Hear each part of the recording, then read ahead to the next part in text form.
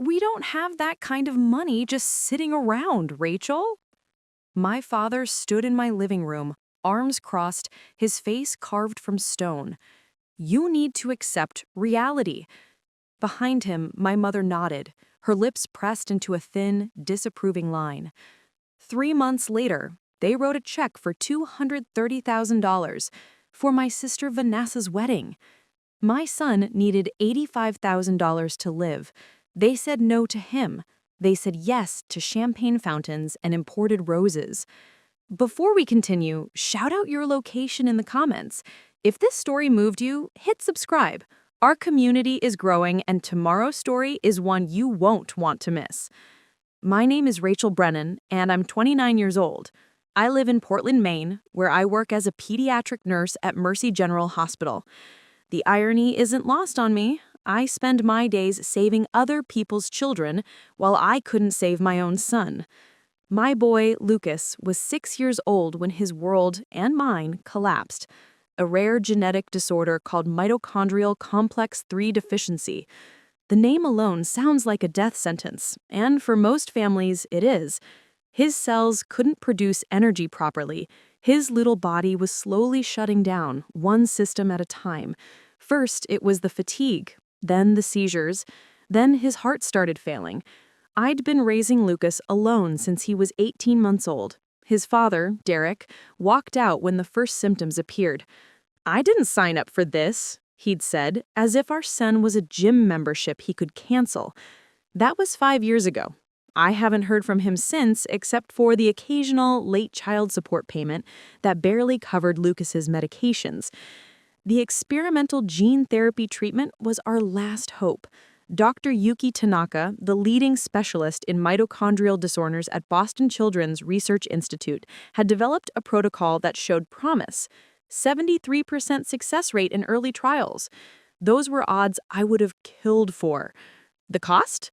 $85,000. Not covered by insurance because it was still experimental. Not eligible for most grant programs because we made too much, as if my $52,000 nursing salary was some kind of fortune. I'd spent 4 months exhausting every option. I applied to 19 different medical charities. Denied. I started a GoFundMe campaign that raised $8,400. Kind people donating $20, $50, $100 at a time. It wasn't nearly enough. I sold my car and bought a 1998 Honda Civic with 186,000 miles that smelled like old French fries. I sold my grandmother's pearl necklace, the only piece of jewelry I owned that was worth anything.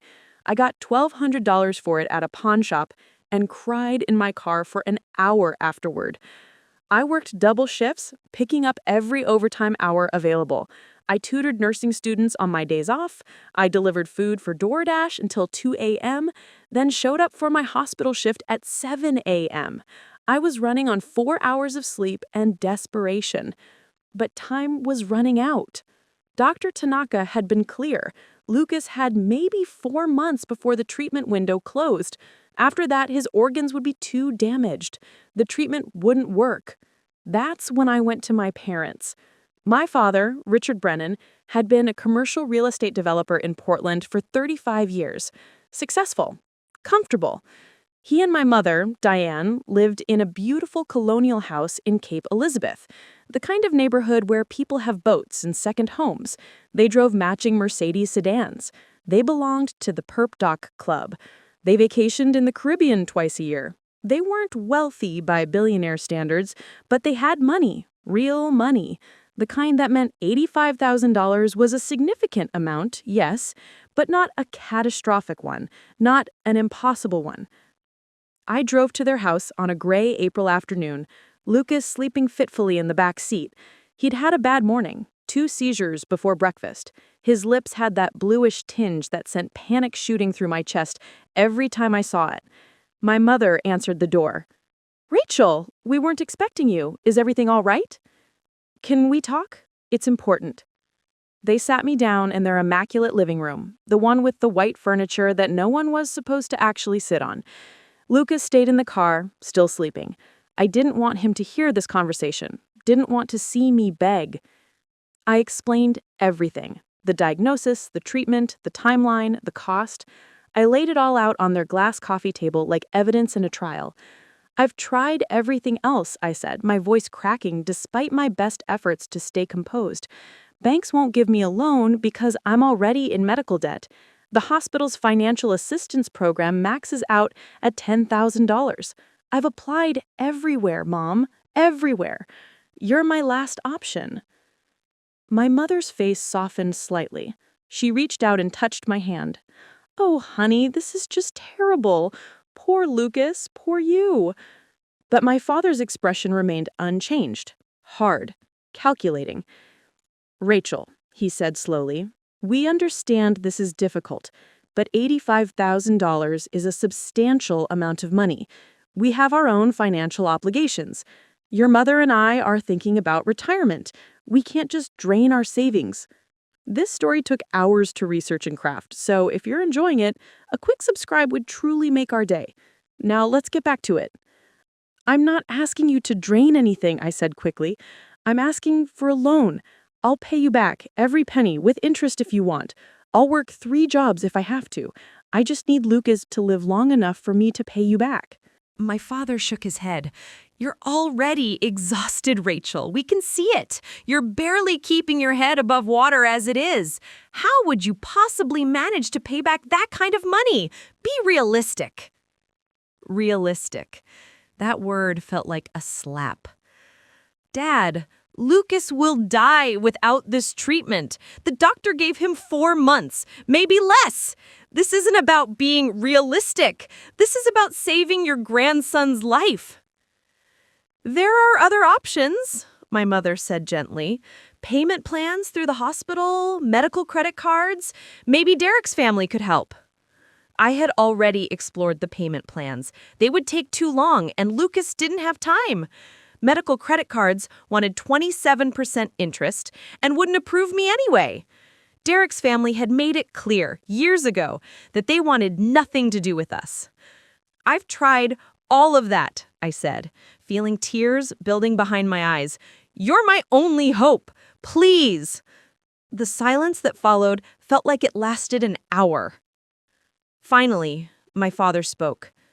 "We can't do it, Rachel. I'm sorry, but we have to think about our own future.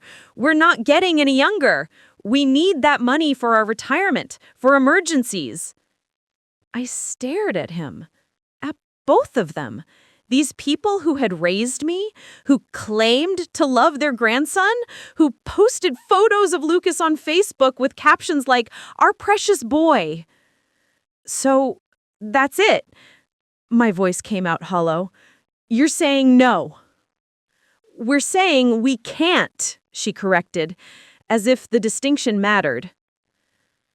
I gathered my paperwork with shaking hands and stood up. "Thank you for your time." "Rachel, don't be like that," my mother called as I walked toward the door. "We're not the bad guys here. We're just being prudent." I didn't respond. I got in my car, where Lucas was starting to wake up, and drove away from that house. In my rearview mirror, I could see my parents standing in their doorway, my mother's hand on my father's arm. I didn't cry until Lucas fell back asleep. Then I pulled over on a side street and sobbed until my chest hurt, my hands gripping the steering wheel of my dying car, watching the sunset over a city that suddenly felt impossibly cold. They said no.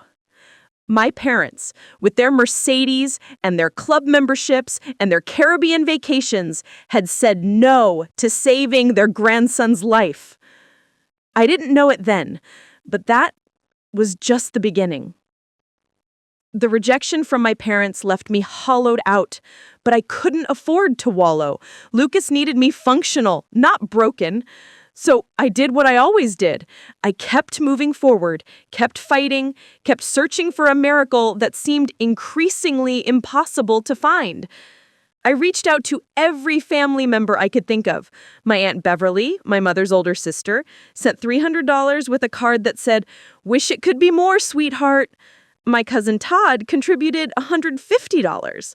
My father's brother, Uncle James, who I hadn't spoken to in 3 years, sent $500 and a long email about how he wished he could do more, but he had his own kids' college tuition to worry about. I appreciated every single dollar, truly, but I was trying to fill an ocean with an eyedropper. The GoFundMe campaign crawled forward. A teacher from Lucas's preschool shared it on her Facebook page. Parents I'd never met donated $25, $40, $100. A local news station did a small human interest piece about us, 3 minutes on the evening news. That brought in another $2,000 in 2 days, and then it dried up again. After 6 weeks of relentless effort, the total stood at $14,300. I'd raised 16% of what we needed, and Lucas's condition was deteriorating faster than Dr. Tanaka had predicted. It was mid-May when Lucas was admitted to Mercy General for the 3rd time that month. His heart was struggling. The monitors beeped their ominous warnings while my son, my baby, lay in that hospital bed looking so small, so fragile, with tubes running from his arms and an oxygen mask covering half his face. Dr. Patricia Rhodes, Lucas's primary cardiologist, pulled me into the hallway outside his room. Her expression told me everything before she even spoke. "Rachel, I'm going to be direct with you because I know you can handle it and because you deserve the truth." She paused, gathering herself. "Lucas's heart function has declined significantly. His mitochondria are failing faster than we anticipated. Without that gene therapy treatment, I'd estimate he has 2 months, maybe 3 if we're lucky." 2 months. My legs felt weak. I leaned against the wall to stay upright. "What if we can't get the money?" I whispered. "What happens then?" Dr. Rhodes's eyes filled with sympathy. "Then we focus on keeping him comfortable. Quality of life over quantity." "I'm so sorry, Rachel. I really am." I nodded numbly and walked back into Lucas's room. He was sleeping, his small chest rising and falling unevenly under the hospital gown. I sat beside his bed and held his hand, so tiny, so warm, and tried to memorize everything about this moment. The way his dark hair curled at his temples, the constellation of freckles across his nose, the small scar on his chin from when he'd fallen off his tricycle 2 years ago, back when he was still healthy enough to ride a tricycle. My phone buzzed. A text message from my mother. "Exciting news! Call me when you have a chance." I stared at that message for a long time. Exciting news. I was sitting beside my dying son's hospital bed, and my mother had exciting news she wanted to share. I didn't call. I couldn't. She called me instead, 3 hours later, right as Lucas's dinner tray was being delivered, food he was too nauseous to eat. "Rachel, finally! I've been trying to reach you all day." Her voice was breathless with enthusiasm. "I'm at the hospital with Lucas, Mom. It's not a good time." "Oh!" A brief pause. "Is he okay?" "No, he's not okay. Dr. Rhodes says he has maybe 2 months now." Another pause, longer this time. "I'm sorry to hear that, honey. I really am. But listen, I have the most wonderful news that might cheer you up. Vanessa got engaged." I closed my eyes. That's great, Mom." "Isn't it? Bradley proposed last night at that new restaurant on the waterfront. You know, the one that just got written up in Portland Monthly? He had them hide the ring in her dessert. So romantic. She said yes, obviously. We're all just over the moon." Vanessa, my younger sister by 4 years. The golden child who could do no wrong. Vanessa had graduated summa cum laude from Boston University. Vanessa had landed a prestigious job at a marketing firm in downtown Portland. Vanessa dated Bradley Ashford, whose family owned a chain of upscale hotels throughout New England. Vanessa, who visited Lucas exactly twice after his diagnosis, both times staying less than 10 minutes before claiming she had somewhere else to be. "That's really wonderful," I repeated mechanically. "Tell her congratulations for me." I will. And Rachel, here's the best part. Your father and I want to give her the wedding of her dreams. We told her there's no budget. Whatever she wants, she can have. Isn't that exciting? The words hit me like a physical blow. No budget. Whatever she wants. Mom, I have to go. Lucas needs me. Of course. But we'll want you to be a bridesmaid, obviously. Vanessa's thinking about having the wedding next spring. We're meeting with wedding planners next week. This is going to be absolutely magical. I hung up without saying goodbye. No budget. Whatever she wants. I sat there in that hospital room, surrounded by machines keeping my son alive, drowning in medical debt, begging strangers on the internet for help, and my parents had just told my sister she could have whatever she wanted for her wedding. No limits, no restrictions, no need to be realistic. Something cold and hard began forming in my chest, a seed of understanding that would take root and grow in the weeks to come. The weeks that followed were a special kind of torture. Lucas stabilized slightly, enough to come home, but not enough to give me any real hope. He spent most days on the couch, too weak to play, watching nature documentaries and asking me questions about animals he'd never have the strength to see in person. Mom, do you think we could go to Yellowstone someday to see the bears? Maybe, baby. Someday. Lies. Comforting lies that broke my heart. Meanwhile, my phone became a constant stream of wedding updates. My mother had apparently added me to a family group chat called Vanessa's Big Day. Ring emoji. Sparkles emoji. The messages came in dozens of times per day. Found the perfect venue. The Cliffside Manor in Kennebunkport. Ocean views from every angle. Vanessa tried on dresses today. The one from Vera Wang is absolutely stunning. $8,500, but so worth it. The florist showed us orchid arrangements. $12,000 for the ceremony flowers, alone. Breathtaking. Tasting menu at the Seaside Grill tonight. We're thinking lobster and filet mignon for the main course. 150 guests at $180 per plate. I did the math automatically now. Couldn't help myself. Every expense translated into medical treatments we couldn't afford. The dress? 2 months of Lucas's medications. The flowers? Enough for 3 sessions of the supportive care he desperately needed. The catering, nearly a third of his entire treatment cost. I stopped responding to the group chat after the first week. Kept reading, though. Couldn't help myself. It was like watching a car accident in slow motion. Horrifying, but impossible to look away. In June, my mother called to inform me that they'd secured the Cliffside Manor for the following April. The deposit alone was $15,000. It's non-refundable, but it's worth it, she gushed. This venue is absolutely to die for.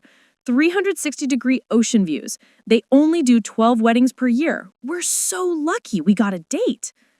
To die for. The irony of that phrase while Lucas was literally dying. That sounds lovely, Mom. You don't sound very excited. I'm exhausted. Lucas had a bad night. A sigh. Rachel, I know things are difficult with Lucas, but Vanessa deserves to have her family be happy for her. This is her special time. Her special time. While my son counted down his final days on Earth. I'm happy for her, I said flatly. I really have to go. July brought a new crisis.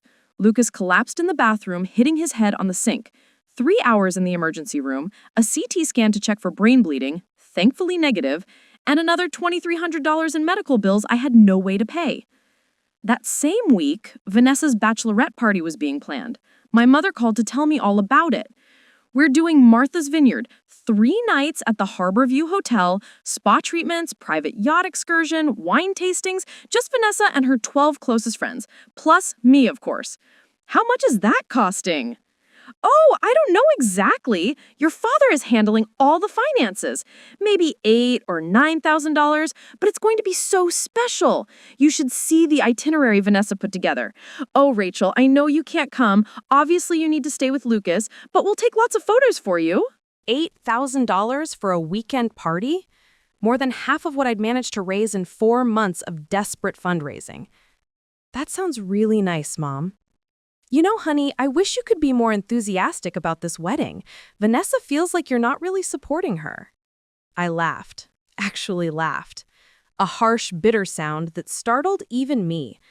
Vanessa feels I'm not supporting her? She does. She mentioned it the other day. She knows you're going through a hard time, but this is important to her too. Families should celebrate together. Families should celebrate together, while one family member watches their child die alone because that same family member refused to help. I have to go, Mom. Lucas is calling for me. He wasn't. He was sleeping. But I needed to hang up before I said something I couldn't take back.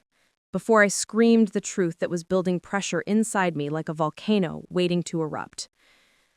August arrived with brutal heat and even more brutal news. Lucas's kidneys were starting to fail.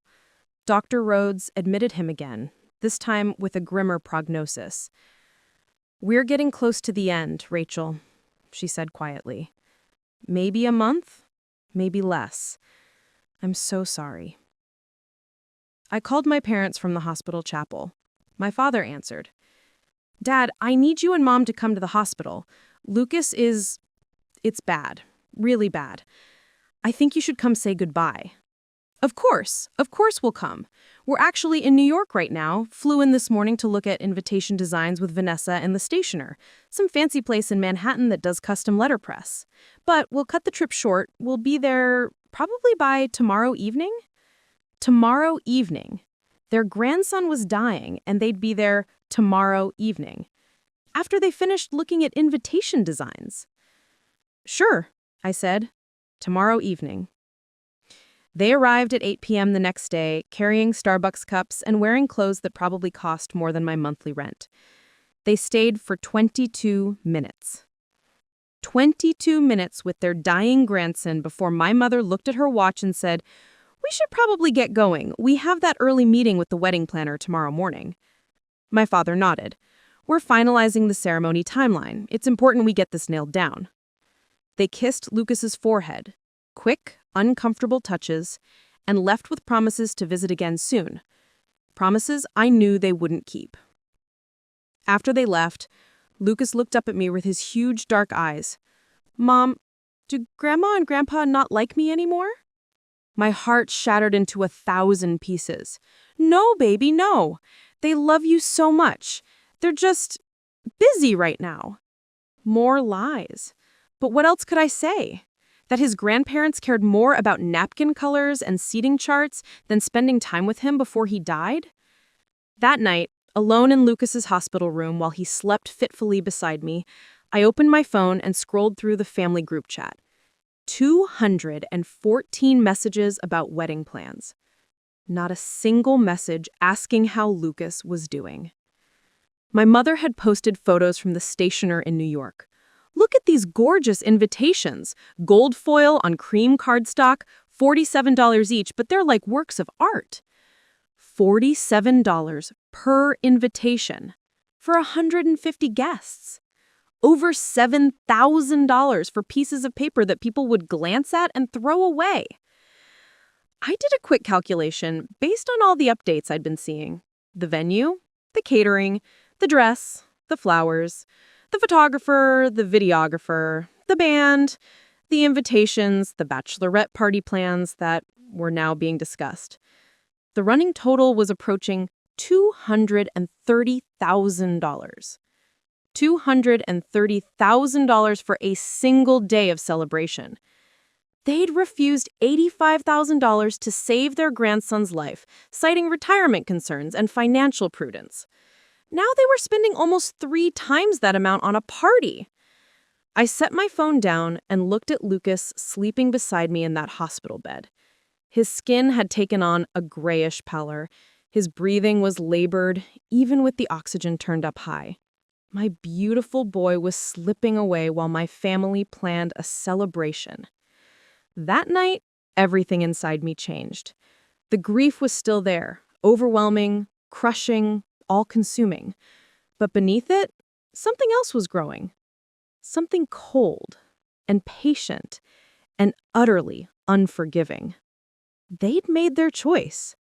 They'd chosen champagne fountains over their grandson's heartbeat, chosen imported orchids over his future, chosen a single day of luxury over a lifetime of memories with him.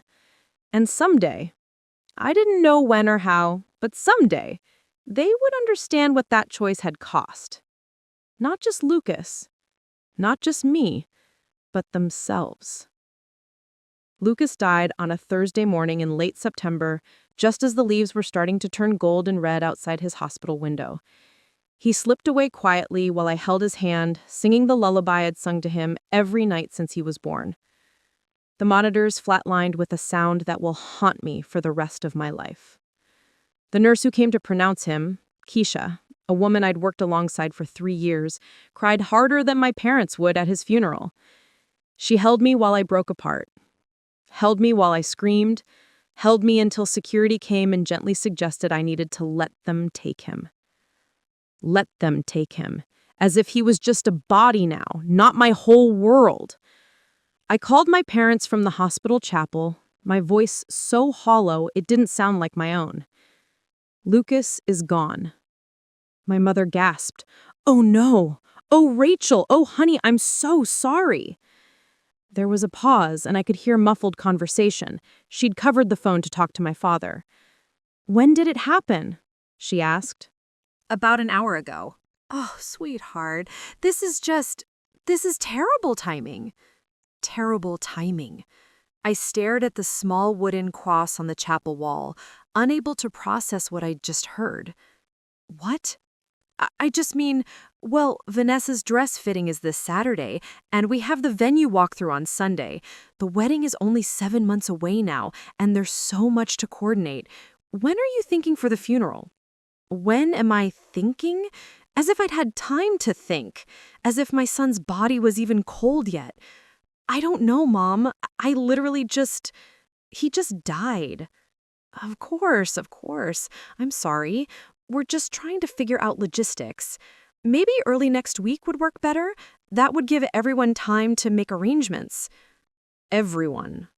She meant it would give them time to fit a funeral around their wedding planning schedule.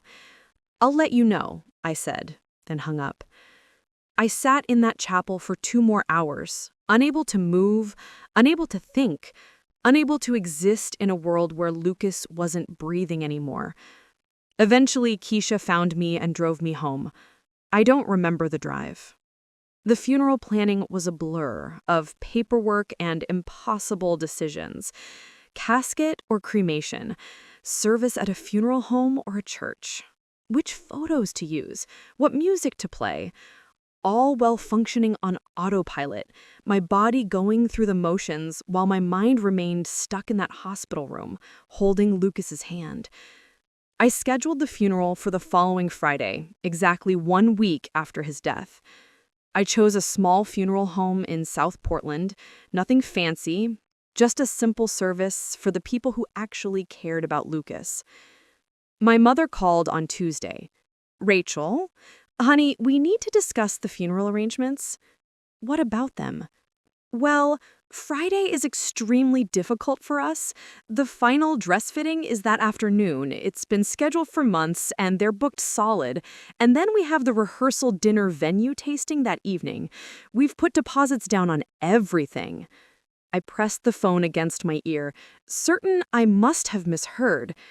"You want me to change Lucas's funeral because of a dress fitting?" "It's not just the fitting, it's the entire day. We have the photographer coming to document the fitting for the wedding album, and then the tasting, and Jeffrey's parents are flying in from Connecticut. It's all coordinated. Thursday would work so much better for everyone. Everyone." "Or," my mother continued, "you could do it next week. That might actually be better. Give people more notice. Some of my father's colleagues want to attend, and they need time to clear their schedules." My father's colleagues, people who'd never met Lucas, never asked about him, never donated a single dollar to his treatment fund, but they needed time to clear their schedules. "The funeral is Friday," I said quietly. "If you can't make it, don't come." "Rachel, that's not fair. We're trying to support both you and Vanessa. Why can't you be more flexible? You know how important this wedding is." "My son is dead, Mom." "I know that, and we're heartbroken. But life goes on for the rest of us. Vanessa's wedding is in 7 months. 7 months of planning that we can't just put on hold because..." I hung up. I couldn't listen to another word. The funeral was small, 23 people. My Aunt Beverly came and sat beside me through the entire service, holding my hand. Keisha and 4 other nurses from the hospital came. Lucas's preschool teacher, Miss Jennifer, came with tears streaming down her face. A handful of parents from his class attended, people I barely knew, who'd donated to the GoFundMe, who'd sent cards, who'd shown more compassion than my own family. My parents arrived 45 minutes late, dressed in clothes clearly chosen for the dress fitting they were heading to afterward. My mother wore a cream-colored dress, cream, to a funeral, and kept checking her watch. My father stood stiffly by the door during the service, his discomfort radiating off him in waves. Vanessa didn't come at all. She sent a text. "So sorry, Rach. Emergency meeting at work. Thinking of you. Heart." An emergency meeting on a Friday at 2 p.m. for a funeral that had been scheduled for a week. After the funeral, I'd arranged a small reception at my apartment. Just coffee and store-bought cookies, all I could afford. My parents stayed for exactly 12 minutes. "We really have to go," my mother said, air kissing my cheek. "The photographer is expecting us at 4, and traffic on 295 can be unpredictable. But it was a lovely service, Rachel. Very tasteful. Lucas would have liked it." Would have liked it. As if my 6-year-old son had opinions about his own funeral arrangements? I watched them leave, watched them walk to their Mercedes and drive away toward their important appointments, their critical emergencies, their daughter's dress fitting. That was the moment something fundamental inside me died alongside Lucas. The part of me that believed family meant something. The part that had hoped for reconciliation, for understanding, for them to realize what they'd done. That part was gone now, buried with my son. The weeks after the funeral blended together in a gray fog of grief and exhaustion. I took a leave of absence from work, unpaid because I'd used all my PTO during Lucas's illness. My principal, Dr. Harrison, told me to take as much time as I needed, that my job would be waiting when I was ready. I wasn't sure I'd ever be ready. My apartment felt like a tomb. Lucas's room remained exactly as he'd left it. His stuffed dinosaur collection arranged on his bed, his drawings taped to the walls, his shoes by the door waiting for feet that would never fill them again. I couldn't bring myself to pack anything away. Couldn't accept that he was really gone. The medical bills continued arriving like clockwork. Past due notices in red ink, collection agency letters with threatening language. I'd declared bankruptcy within 3 weeks of Lucas's death. My father had been right about one thing at least. I'd never be able to pay off $89,000 in medical debt on a nurse's salary. The bankruptcy would destroy my credit for 7 years, but what did it matter? I had nothing left to lose. I moved from my 1-bedroom apartment to a tiny studio in a worse part of town. The rent was $400 less per month, money I desperately needed since I wasn't working. The neighborhood was rough, but I barely noticed. Danger felt irrelevant when the worst thing imaginable had already happened. My phone buzzed occasionally with messages from the family group chat. I'd muted it, but hadn't left. Some masochistic part of me needed to see what they were saying, needed to document their complete obliviousness. Decided on the menu: lobster bisque for the starter, followed by herb-crusted lamb or pan-seared halibut, plus a vegetarian option, goat cheese and sun-dried tomato risotto. The tasting was amazing. Found the perfect party favors: miniature champagne bottles with custom labels, $23 each, but they're so elegant. Vanessa's bachelorette party is confirmed. Martha's Vineyard, here we come. Not a single message asking how I was. Not one acknowledgement that Lucas had existed. Not even a thinking of you or how are you holding up? It was as if he'd never been born. In November, 2 months after Lucas's death, I discovered something that made my blood run cold. I was scrolling through my mother's Facebook page, another act of self-harm I couldn't seem to stop, when I came across a post from 3 weeks earlier. The photo showed my parents beaming, holding Vanessa's newborn baby from 2 years ago, my niece Autumn, whom I'd never met because Vanessa had made it clear I wasn't welcome in her life. The caption read, "Spending the day with our first grandbaby. We're so blessed." First grandbaby. I stared at those words until they blurred. Then I took a screenshot and saved it to a folder on my laptop labeled Evidence. Lucas had been erased. Completely, wiped from the family narrative as if he'd never existed, as if my mother hadn't posted dozens of photos of him when he was younger, before he got sick, when he was still cute enough to show off on social media. I started documenting everything. Every wedding update, every expense mentioned, every time they failed to acknowledge Lucas's death. I created a detailed timeline with dates, amounts, screenshots.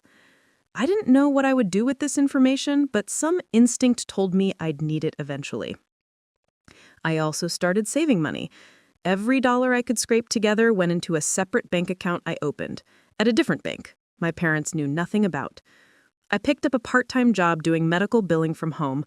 The work was mind-numbing, but it didn't require me to interact with people, and it paid $18 an hour. I lived on rice, beans, and whatever was on clearance at the grocery store. I canceled my internet and used the library's Wi-Fi. I wore the same 5 outfits on rotation until they were threadbare. Every penny I saved went into that account. I wasn't sure what I was saving for. Revenge? Justice? The difference seemed unclear, but I knew with absolute certainty that this wasn't over, that someday, somehow, there would be a reckoning. By December, I'd returned to work part-time. Dr. Harrison had been incredibly understanding, easing me back with reduced hours and the option to leave if I needed to. My coworkers were kind but uncomfortable. Nobody knows what to say to someone whose child has died. They brought me casseroles and offered sympathetic smiles and quickly changed the subject. Christmas was approaching, and with it the inevitable family obligations. My mother called in early December. "Rachel, honey, we're having Christmas dinner at the house like always. We'd love for you to come. It would be good for you to be around family." Family. The word tasted like ash in my mouth. "I don't think so, Mom." "Please? Vanessa and Bradley will be there, and Jeffrey's parents are coming. We want them to feel welcome since they'll be family soon. It would mean a lot if you came." Some sick curiosity made me agree. I wanted to see them. Wanted to observe how they lived with what they'd done. Wanted to understand how people could make the choices they had made and still sleep at night. Christmas at my parents' house was exactly as grotesque as I had imagined. Their home was decorated like a magazine spread, a 12-foot tree professionally decorated with coordinated ornaments, garlands on every surface, twinkling lights everywhere. The smell of expensive catering filled the air. Vanessa and Bradley were already there when I arrived, looking tanned and relaxed from some vacation they just returned from. My sister hugged me awkwardly, her arms barely making contact. "Rachel, I'm so glad you came. How are you?" How are you? As if that was a question I could answer. As if "my son died and you skipped his funeral" could be summarized in polite small talk. I'm fine. Dinner was elaborate. Prime rib, lobster tails, truffle mashed potatoes, sides I couldn't name. Wine that my father proudly announced cost $180 a bottle. Everyone laughed and talked about the wedding, about Vanessa's job promotion, about the honeymoon plans, 2 weeks in Bali. I sat quietly, pushing food around my plate, observing them like an anthropologist studying an alien species. Nobody mentioned Lucas. Not once. His name didn't come up. His absence wasn't acknowledged. It was as if he'd been completely deleted from family history. After dinner, we moved to the living room for gift exchange. My parents gave Vanessa and Bradley an envelope. "Open it," my mother urged excitedly. Inside was a check. Vanessa gasped. "Mom, Dad, this is too much." "Nonsense," my father said. "It's our contribution to your honeymoon. We want you to have the best time." Vanessa held up the check so Bradley could see. From where I sat, I could read the amount. $15,000. $15,000. For a vacation. While I'd buried my son with borrowed money and was living in a studio apartment in a dangerous neighborhood. We also want to give you your Christmas gift, Rachel, my mother said, handing me a small wrapped box. Inside was a $100 gift card to Target. The contrast was so stark, so absolutely blatant, that I almost laughed. $15,000 for Vanessa's honeymoon, a $100 gift card for the daughter who just lost her child. Thank you, I said, flatly. As the evening wore on, I became increasingly aware that I was an unwelcome presence, a reminder of something unpleasant they'd rather forget. They laughed and celebrated around me while I sat in my grief like a ghost at their feast. Around 9, I stood to leave. So soon? My mother asked, but I could hear the relief in her voice. I'm tired. Vanessa walked me to the door. Rachel, I know things have been hard, but maybe next year will be better. You know, fresh start and all that. Maybe you could even think about moving. I heard Kansas City has a much lower cost of living. Bradley's company has an office there. We could help you relocate, make a clean break from all the sad memories here. A clean break. She wanted me to leave town, to remove myself from their comfortable lives so they wouldn't have to look at me and remember what they'd done. I'll think about it, I lied. I drove back to my studio apartment through the cold December night and sat in my car for a long time, watching my breath fog up the windows. Inside my purse was that $100 gift card, evidence of how little I mattered to them now that Lucas was gone. I pulled out my phone and opened the Notes app where I'd been keeping a running tally of wedding expenses based on all the updates I'd seen. Venue, $78,000. Catering, $42,000. Flowers, $16,000. Dress, $8,500. Photography/video, $12,000. Band, $9,500. Invitations, $7,050. Vanessa's bachelorette party, $8,800. Rehearsal dinner, planned, $15,000. Honeymoon contribution, $15,000. Miscellaneous, favors, decorations, etc., $18,150. Total, $230,000. Almost 3 times what could have saved Lucas. I added this to my evidence folder, along with a photo I'd secretly taken of the check they'd given Vanessa. Then, I went inside my empty apartment, where Lucas's dinosaur nightlight still glowed in the corner. I couldn't bring myself to turn it off. And I made myself a promise. This wasn't over. Not even close. They thought they could erase Lucas, erase me, and move on to their happy celebrations without consequence. They thought their money and their social standing could insulate them from accountability. They were wrong. I didn't know how yet, but I would make them understand. I would make them feel a fraction of what they'd made me feel. Not revenge, exactly. Justice. A reckoning. I opened my laptop and created a new document. I began writing everything, every conversation, every refusal, every dollar amount, every cruelty. I documented the timeline, when I'd asked for help, when they'd refused, when Lucas died, when the wedding planning had begun, who had been at his funeral, who hadn't. I wrote for hours, creating a comprehensive record of everything that had been taken from Lucas, from me. When I finally stopped, the sun was rising over Portland. My hands ached from typing, but I had something now. Evidence, proof. A record that Lucas had existed, that he mattered, that his life was worth more than orchids and champagne. I saved the document with a simple file name, The Truth. Then I went to bed and slept dreamlessly for the first time since Lucas died. A cold sense of purpose replacing the hollow grief that had consumed me. They'd made their choice. Now I would make mine. And I would be patient. Patient as death itself.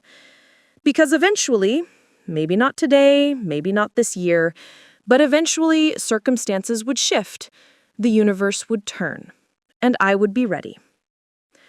4 years is a long time to carry rage.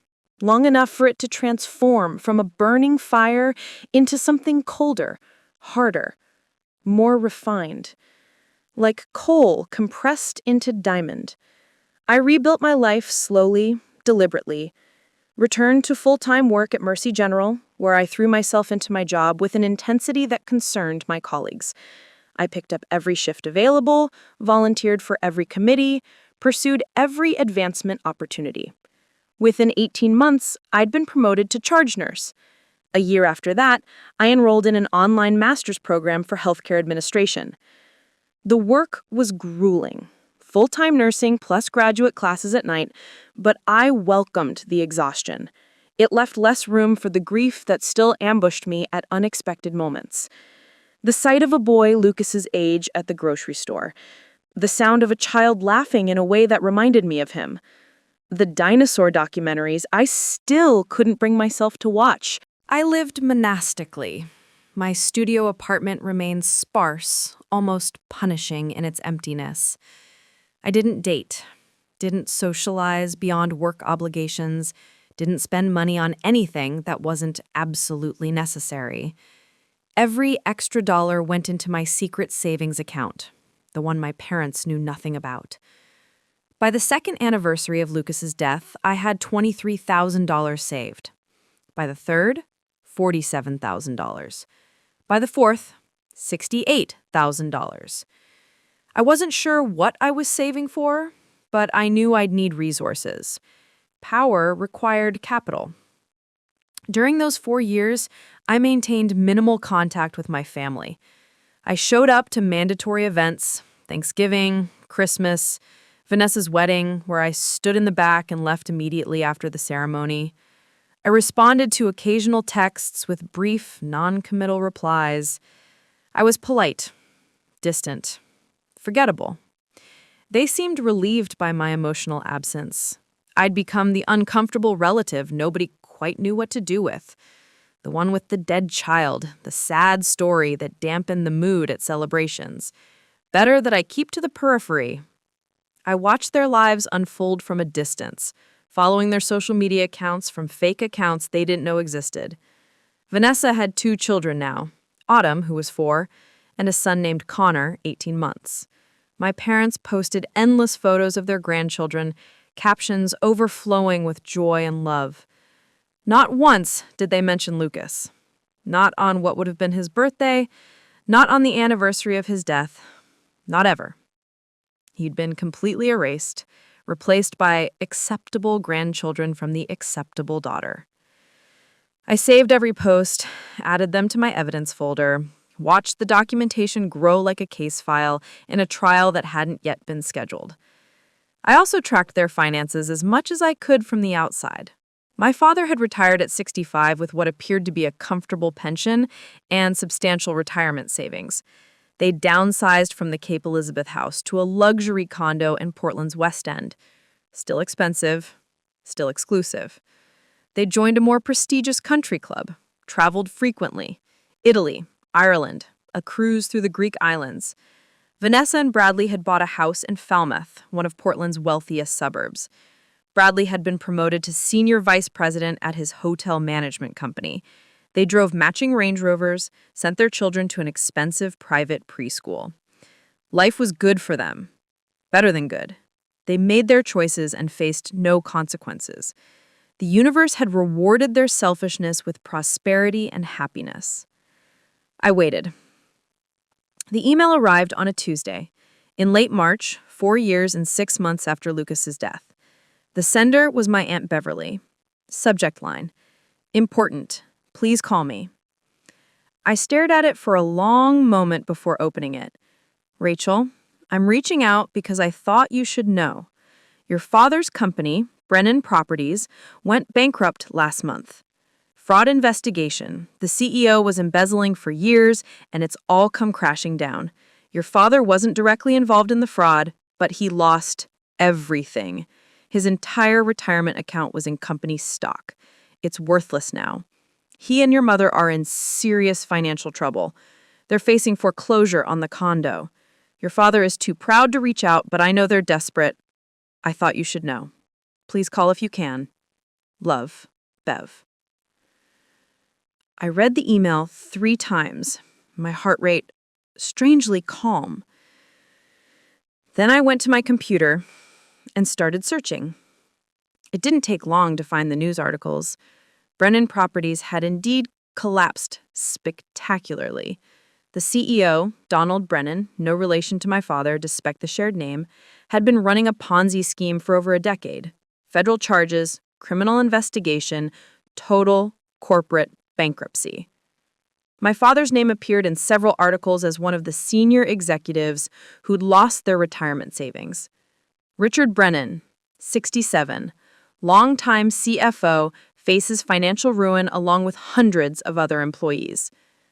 I kept reading, found more details. The company had encouraged employees to invest their entire retirement accounts in company stock. My father, believing in the company's stability, had done exactly that. Now those accounts were worth nothing. I pulled up property records.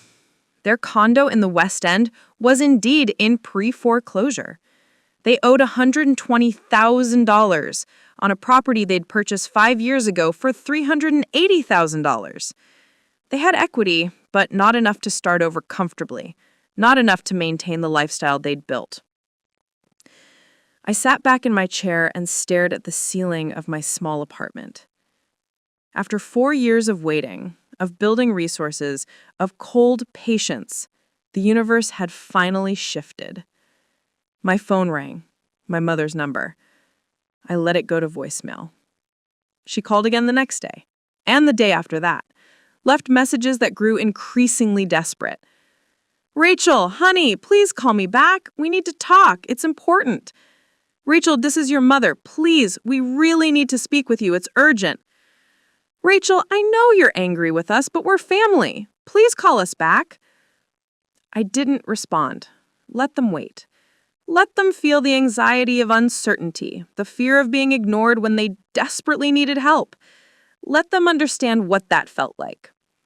On the 7th day, my father showed up at my apartment.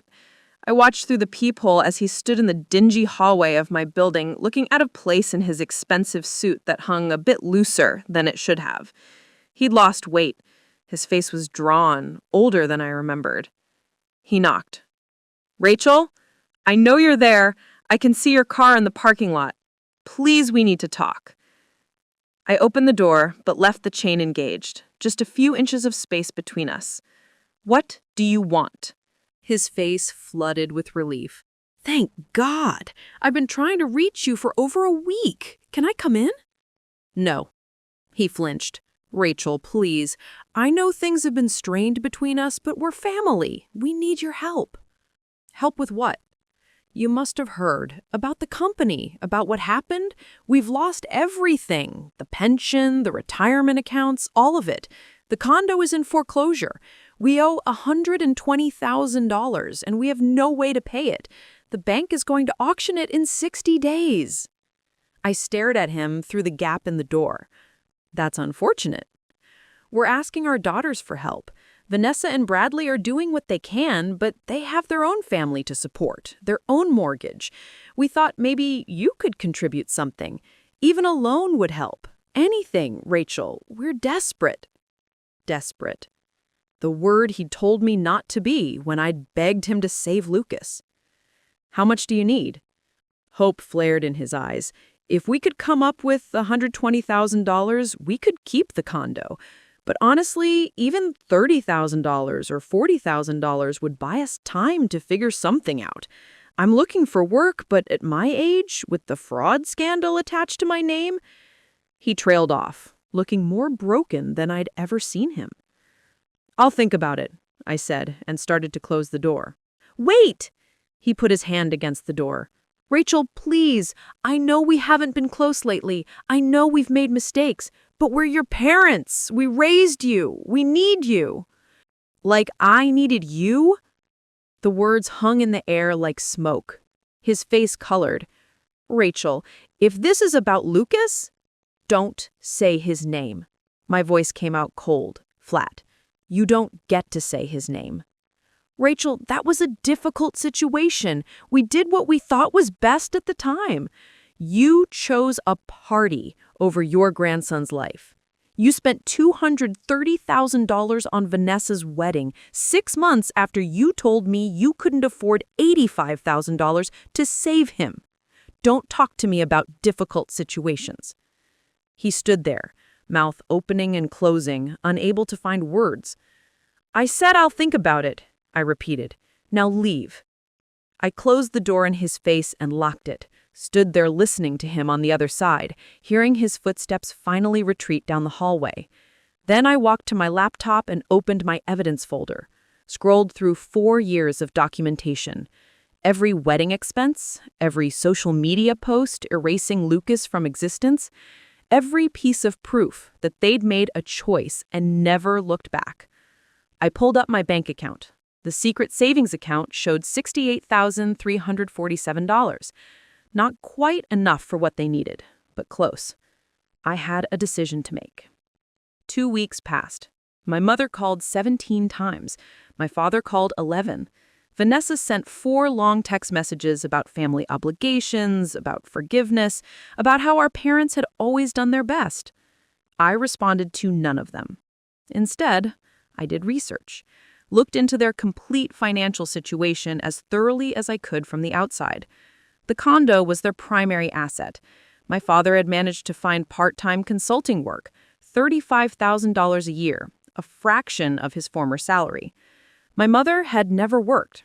Social Security would kick in for both of them soon, but it wouldn't be enough to maintain their lifestyle. If they lost the condo, they'd have to move somewhere modest, an apartment, probably, in a less desirable area.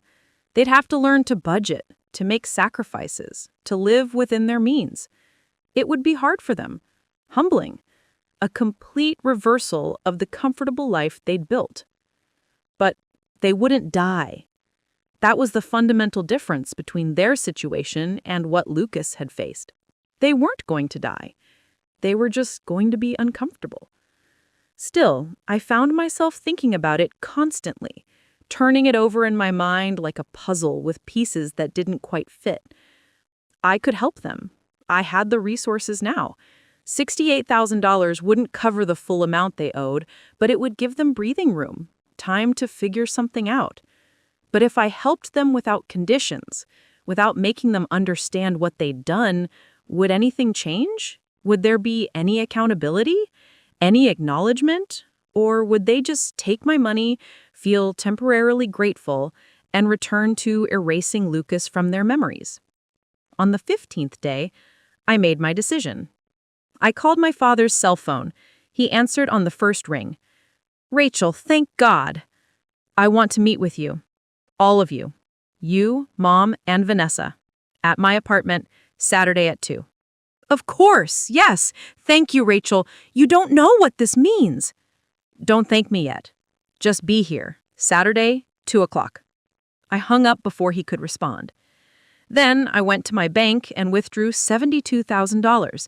Everything I'd saved plus a small personal loan I'd taken out that morning. I had the bank issue it as a cashier's check made out to my parents. I spent Friday preparing, printed out documents, organized them chronologically. Every piece of evidence I'd collected over 4 years, arranged in a folder that told a complete, undeniable story. I cleaned my apartment, set up chairs in the small living room, put the folder on the coffee table with the check underneath it. Everything was ready. Saturday arrived cold and gray. At exactly 2 o'clock, there was a knock on my door. I opened it to find all 3 of them standing there.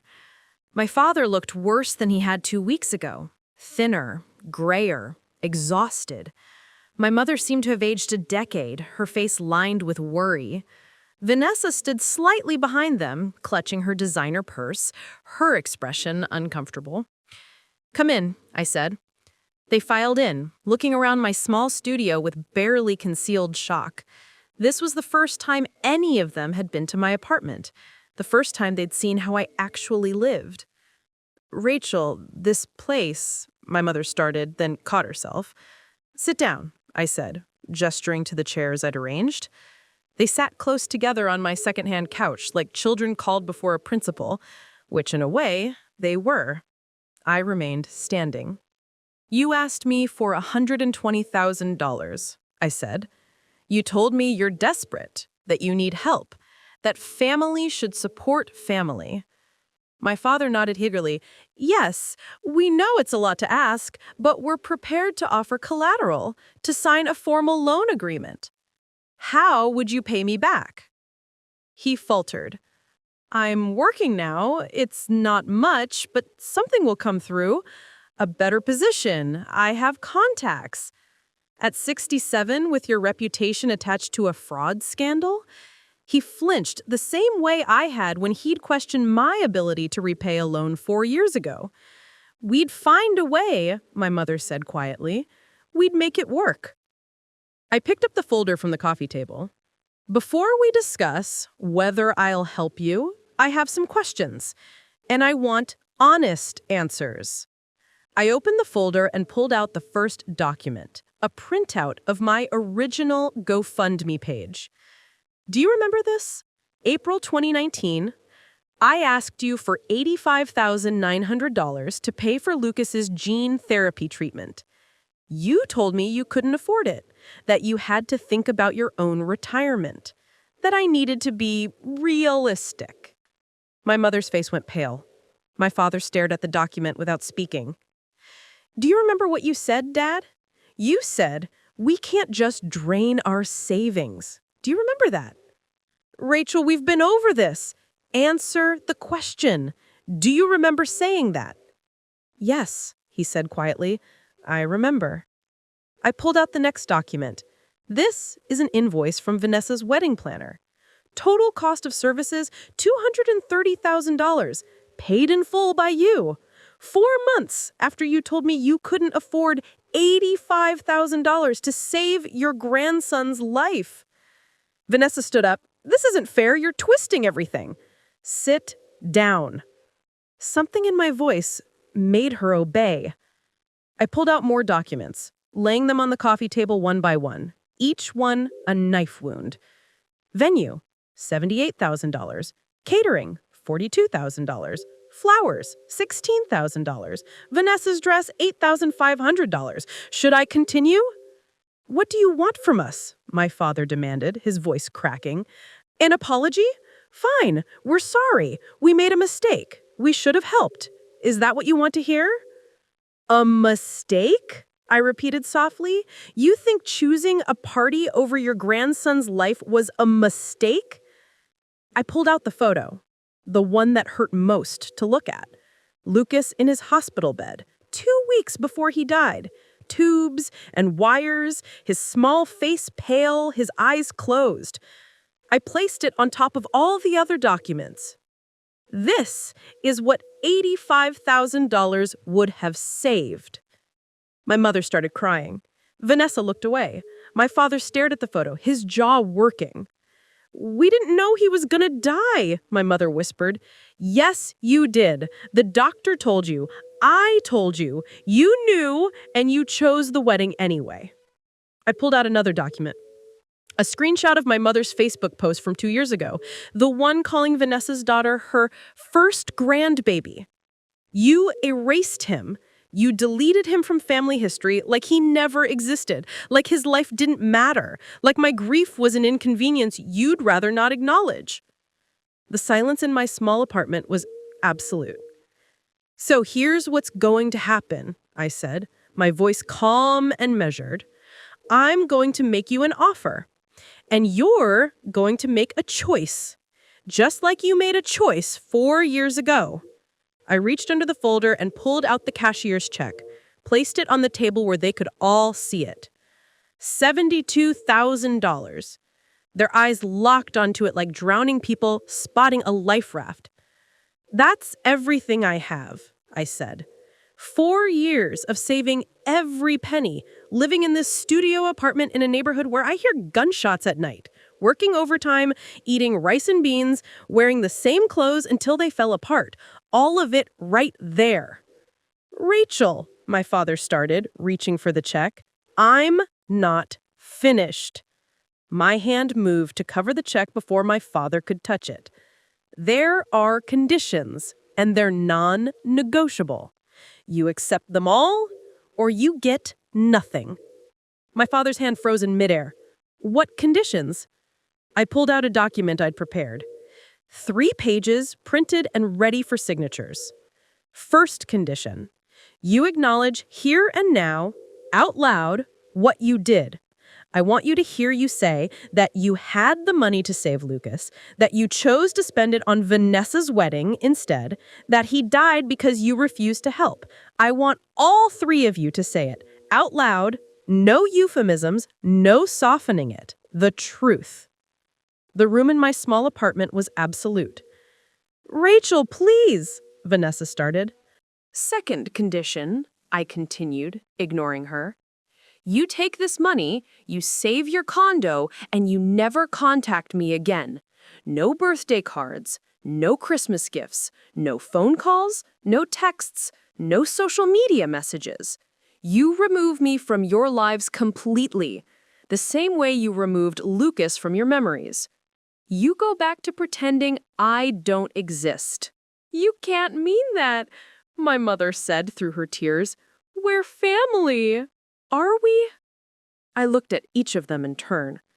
Because family shows up. Family sacrifices.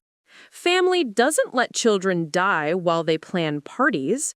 Family doesn't erase dead grandchildren because they're inconvenient to remember. So no, Mom, we're not family. We share DNA, that's all. I placed the document on the table next to the check. Third condition. You sign this agreement stating that you'll have no further contact with me. It's legally binding. If you violate it, you pay back the full amount plus interest. My father picked up the document, reading through it with shaking hands. This is cruel, Vanessa said, her voice tight with anger. You're punishing them. You're no better than... Than what? I turned to face her fully for the first time. Than parents who let their grandson die so they could buy you imported orchids? Than a sister who skipped her nephew's funeral because of a work meeting? Tell me, Vanessa, what am I no better than? She had no answer.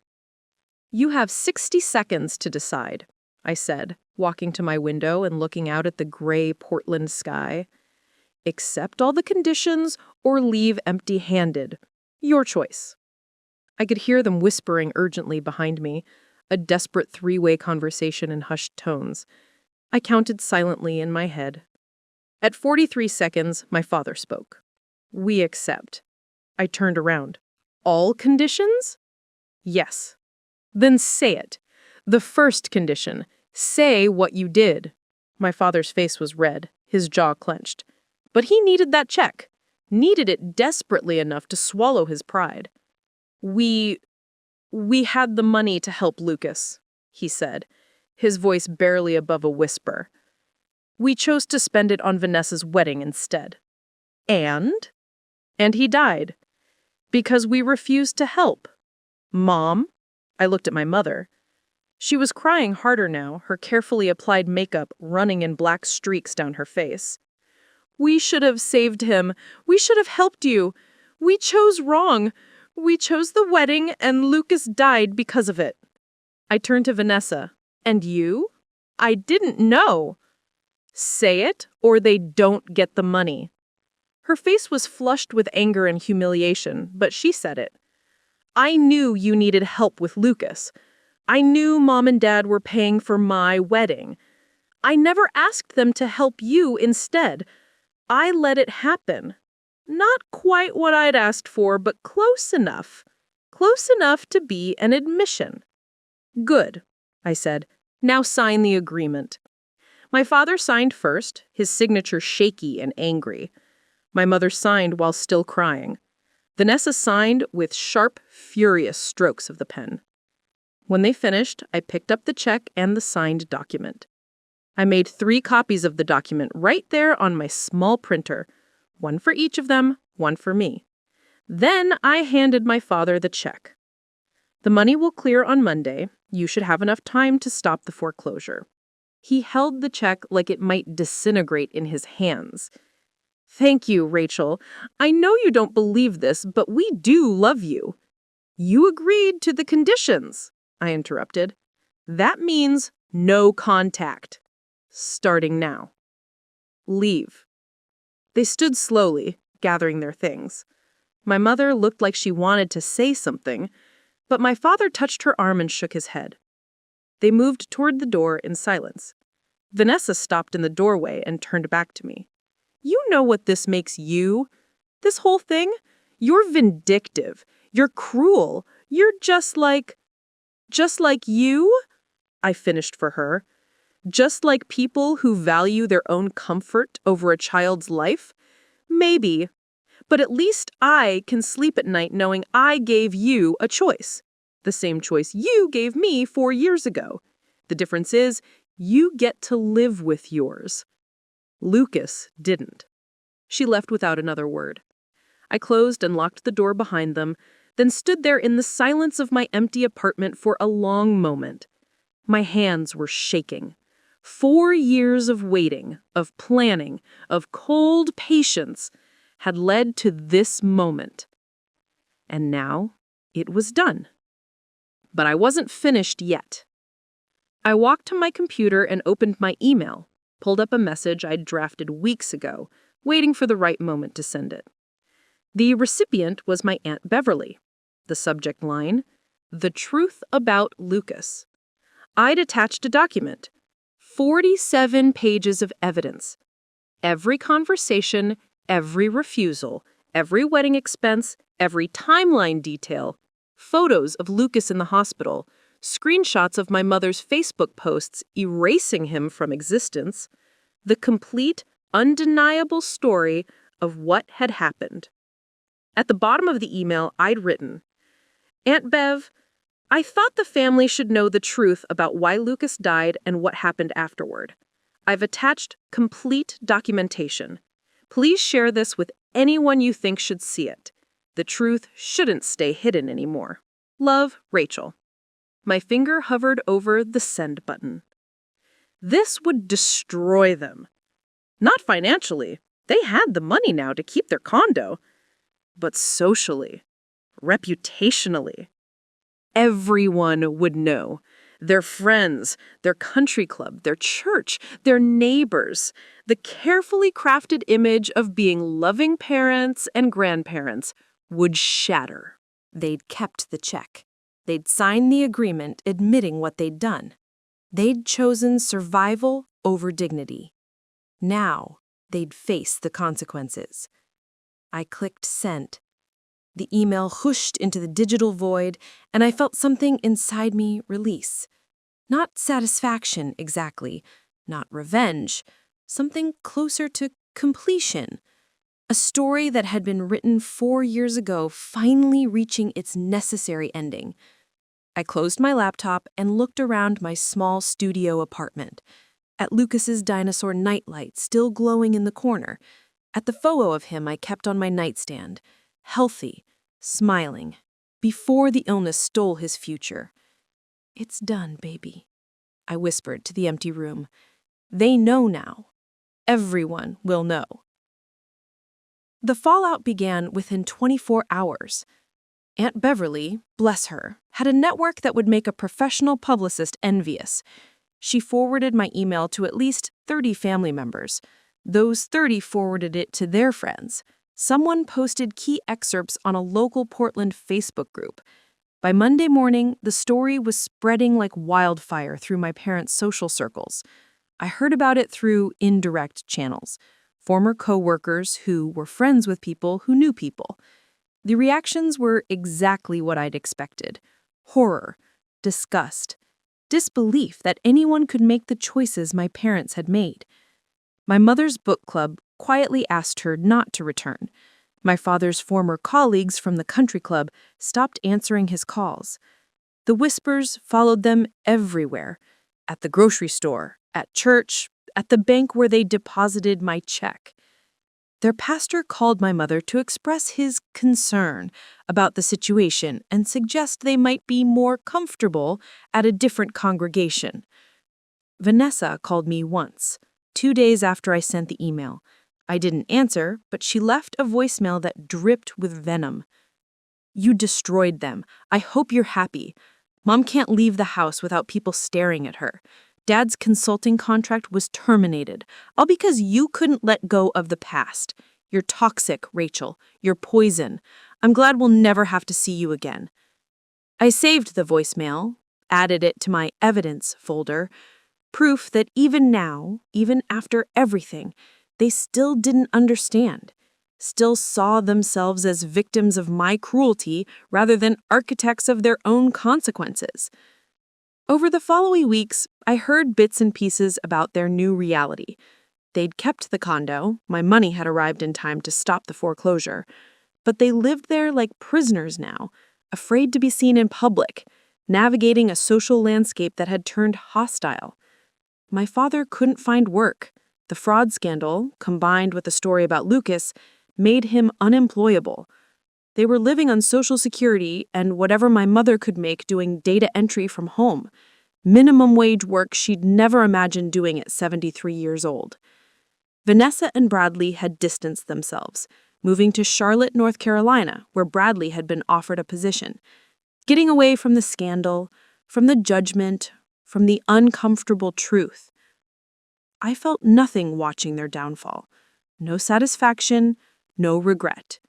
Just a quiet sense that the scales had finally balanced, that Lucas's life had been acknowledged, his death recognized, their choice exposed for what it was. 6 months after that final meeting in my apartment, I finished my master's degree in healthcare administration. I was promoted to nurse manager at Mercy General. Better pay, more responsibility, the ability to make changes in how we treated families facing medical crises. I used my position to help other families like mine. I connected them with financial resources, grant programs, charity care options. I fought with insurance companies on their behalf. I made sure no parent had to face what I had faced alone. I also started a small nonprofit in Lucas's name, the Rachel Brennan Medical Fund. It provided emergency grants to families whose children needed experimental treatments not covered by insurance. I seeded it with $10,000 from my first year's raise, and through grants and fundraising, it grew. In the first 2 years, we helped 5 families. 5 children who lived because someone gave them the chance my parents had refused Lucas. I moved to a better apartment, nothing fancy but safe, clean, in a neighborhood where I didn't hear gunshots. I adopted a dog, a scruffy rescue mutt named Dexter, who slept in Lucas's old dinosaur t-shirt. I started dating again, carefully. Met a man named Aaron, a social worker who understood loss and trauma. We took things slowly. He knew about Lucas, about everything. He didn't run. Life continued. Not the life I'd planned, that died with Lucas, but a life nonetheless. One built on the ashes of who I'd been, constructed from pain and purpose, and the hard-won understanding that survival sometimes looks like revenge, and justice sometimes wears a cruel face. 3 years after that final meeting in my apartment, I received a letter, not an email, an actual handwritten letter forwarded to me through my attorney since my parents didn't have my address. The return address was my mother's handwriting. I stared at it for a long time before opening it. Dear Rachel, I know I'm not supposed to contact you. I know I signed the agreement, but I'm an old woman now, and I need you to know something before I die. Your father passed away 2 months ago. Heart attack. Quick, at least. He died angry at you. Angry at himself, angry at the world. He never forgave you for exposing us. He died bitter. I'm writing because I can't die bitter too. I need you to know that you were right about everything. We had the money. We could have saved Lucas. We chose wrong. We chose selfishly. And we've lived with that choice every day since. You think your email destroyed us, but the truth is we were already destroyed. We destroyed ourselves the day we said no to you. Everything that came after, the social exile, the loss of friends, the shame, that was just the visible consequence of what we'd already done to our own souls. I dream about Lucas sometimes. In the dreams, he's healthy. He's running, laughing, growing up. And then I wake up and remember that he's gone, and that I chose centerpieces over the chance to see him grow up. I chose table linens over watching him graduate. I chose party favors over holding his hand at his own wedding someday. I don't expect forgiveness. I don't deserve it. But I wanted you to know that we didn't get away with anything. The punishment you gave us was nothing compared to what we give ourselves every single day. I'm sorry doesn't even begin to cover it, but I'm sorry. I'm so sorry. Mom. I read the letter 3 times. Then I folded it carefully and put it in a box with Lucas's things. His favorite dinosaur toy, his hospital bracelet, the program from his funeral. I didn't respond. The agreement had been clear, no contact. She'd broken it by sending this letter, but I wouldn't break it by responding. Besides, what was there to say? She was right. Sorry didn't begin to cover it. Sorry couldn't bring Lucas back. Sorry couldn't give me back the 4 years I'd spent watching my son die while they partied. Sorry was just a word, and words were cheap. Actions had consequences. That was the lesson. They'd taught me that lesson when they chose a wedding over Lucas's life. I'd simply returned it. 5 years after Lucas's death, I scattered his ashes in places he'd dreamed of seeing. Yellowstone, where he'd wanted to see the bears. The Grand Canyon. The beach in California, where he'd wanted to learn to surf. Every trip felt like completion, like finally giving him the adventures his illness had stolen. Aaron came with me on most of them, held me when I cried, celebrated Lucas's memory with me, never asked me to move on, only to move forward. We got married in a simple ceremony at Portland's lighthouse. Just us, 2 witnesses, and the ocean Lucas had loved. No fancy reception, no expensive dress, no imported flowers. We donated what the wedding would have cost to the Lucas Brennan Medical Fund. I never heard from my family again. Vanessa stayed in Charlotte. My mother died 2 years after my father, Aunt Beverly told me, respecting my no-contact boundary by not inviting me to the funeral. She sent me the obituary. It mentioned Vanessa's 2 children by name. It didn't mention Lucas. Even in death, they couldn't acknowledge him. I added the obituary to my evidence folder, then closed the file for the last time. The story was complete now. Beginning, middle, and end. Loss, betrayal, justice, consequences, and finally, closure. People sometimes ask me if I regret what I did, if I wish I'd taken the high road, forgiven them, helped them without conditions. The answer is no. I gave them exactly what they gave me, a choice wrapped in impossible circumstances.